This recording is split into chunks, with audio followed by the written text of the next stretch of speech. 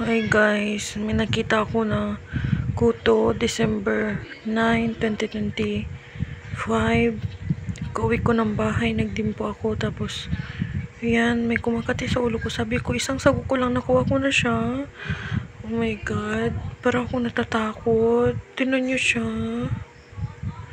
Pero kasi after many years, like 7 years, 8 years, ganun, nagkakuto ulit ako.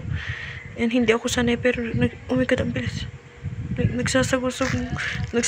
my god, nagsasago-sago kasi ako. Nagsasago-sago ako, and then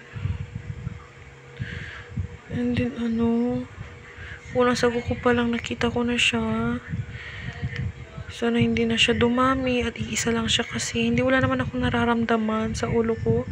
Parang lumipad lang siya or nilagay siya ng random, pero nasa room lang namin.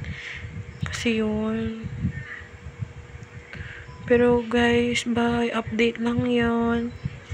Basta December 9, 2025 nakuha ko to. Ayan. 16 years old na ako. Tapos meron ulit. Pero isa lang siya talaga. Kasi may chance na dumami yan. Lalo, yan. Hindi ko alam kung anong tawag dito. Basta alam kong kuto to.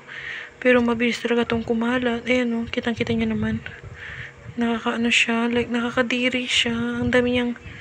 Pero sanay na ako makakita kasi nga marami akong classmate na makuto. Pero grabe ang pag-iwas ko dahil yung buhok talaga parang bulbul. And then, basta yun.